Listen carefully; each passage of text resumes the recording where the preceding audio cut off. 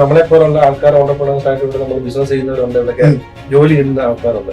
എന്തെങ്കിലും ഒരു ചെറിയ പ്രശ്നം വന്നു കഴിഞ്ഞാൽ മാനസികമായിട്ട് ഭയങ്കരമായിട്ട് ഡൗൺ ആണ്. അപ്പൊ അത് അറിയാമല്ലോ, ഇപ്പൊ നാട്ടിൽ നടന്നുകൊണ്ടിരിക്കുന്ന ഓരോ കാര്യങ്ങൾ അവിടെ നടക്കുന്ന കാര്യം കേട്ടാൽ വലിയ പ്രശ്നമാകുന്ന വാർത്തകളാണ് തന്നെ കേട്ടോണ്ടിരിക്കുന്നത്. അപ്പൊ ആ യങ്ങായിട്ടുള്ളവർക്ക് കൊടുക്കാൻ എന്തെങ്കിലും ഒരു മെസ്സേജ് ഉണ്ടോ?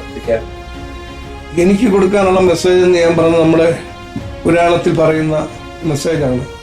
ബന്ധുക്കളുണ്ടു, ധനമുണ്ടു, കുടുംബം, ഇതൊന്നും ചിന്തിച്ചു ജന്മമതിനാ കളയുന്ന ലോകം.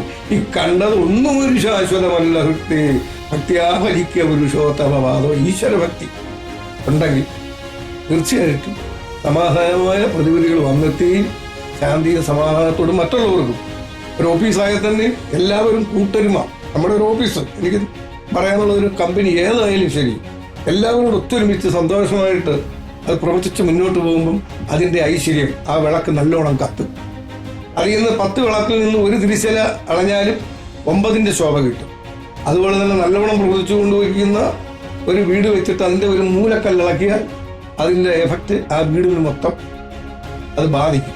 അപ്പം നമ്മൾ ഓരോരുത്തരും, ജോലി ചെയ്യുന്നവരായാലും നമ്മളായാലും എല്ലാവരും ഹൃദയം തുറന്ന് ആത്മാർത്ഥമായിട്ട് പണിയെടുക്കുകയും എല്ലാവരും ഒറ്റക്കെടുത്ത് പരസ്പരം സംസാരിച്ച് പ്രശ്നങ്ങൾ സോൾവ് ചെയ്യണം. നമ്മൾ പരസ്പരം സംസാരിച്ച് നല്ല മിങ്കിൾ ചെയ്ത് ചർച്ച ചെയ്ത് പരിഹരിച്ച് മുന്നോട്ട് പോകുമ്പോൾ ജോലി ചെയ്യുന്നവർക്കും ജോലി ചെയ്യിപ്പിക്കുന്നവർക്കും ഇതിൻ്റെ മുതലാളി സമാധാനവും ശാന്തിയായിട്ട് പ്രസ്ഥാനം മുന്നോട്ട് കൊണ്ടുപോകാൻ പറ്റും.